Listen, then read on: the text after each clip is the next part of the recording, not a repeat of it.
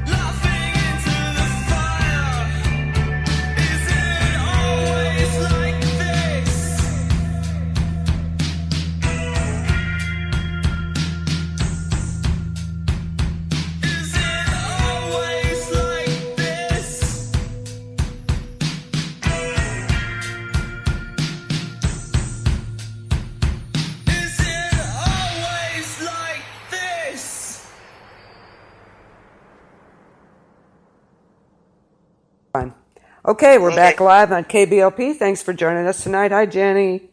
Hi, Jenny. Thanks for joining us. Hi, Dawn.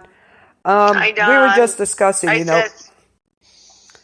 favorite seasons, and I said, well, I can't choose one because I loved them all. But the thing about it is, they all kind of tied in somewhere together, and that's the cool part. Like, here in season 5, we have Dr. Charles Montgomery from season 1. Yeah, we're back to Murder House. So, it's kind of freaky how they do tie it in together, somehow. All of a sudden, you'll see. Yep, it's great. I love how, these little tidbits, you catch it, and how they all tie in. It's great. Yeah. You get to 12, you are around there. Take your vacations. Oh, we're okay. We're good. We're good, Ike. He said, make sure when you get to 12 or around there, take your vacation so you don't get burnt out. We're good. We're good, I think. We'll see how we're doing. Yeah. Yeah. So we're up to... Episode 7. Yep, Flicker. Like that. And Flicker. There's 2 ghoulish figures running around, and they're found in one of the corridors that's sealed off in the Hotel Cortez. And this goes back in 1925, Los Angeles.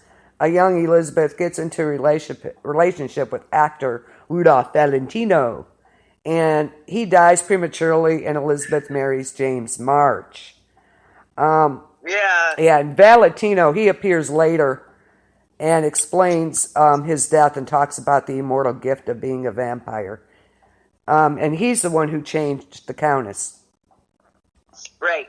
So, supposedly Valentino, the vampire, changed Elizabeth, who is the Countess. So, but of course March, Evan Peters, he was great in this. He's jealous. Oh my God. He was so awesome. He was hilarious. I loved it.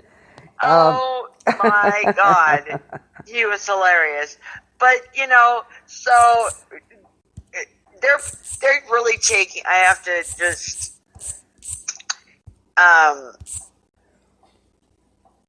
put this in there. They're really taking dramatic license. Yeah. With Rudolph Valentino. Oh yeah, definitely. Saying he's a vampire. Yeah.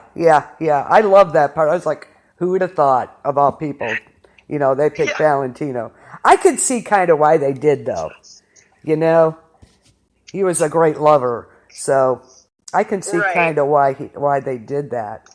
Why they would pick that. Yeah, and March locks him in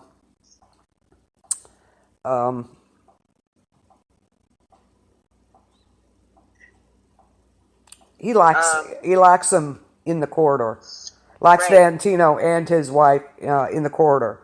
And now we're back to the present, and John checks in the Los Angeles hospital, and he finds a girl called Ren. Yes. And she's an accomplice to the Ten Commandments killer, he finds out. This young girl, Yeah. Finds out she's an accomplice to him. And before he can find out anything, she escapes and gets hit she gets killed in a road accident. It's like, that figures, poor John. It was just like a couple minutes that he knew her, right? Yeah. Yeah, it wasn't, it's just boom, bang, and all of a sudden she's dead. Oh, well, John. Yeah. Right. But I like how they did that, how they explained who changed, Elizabeth. I thought that was pretty cool. Right. And to pick Valentino, I mean, that was, I'm sorry, to me, that was genius on their part. I mean, they could. So, as they came out of the wall, as they're feeding on people, they're growing younger and younger and younger until they looked the way that they looked when they were, first turned. And who is it that plays Valentino?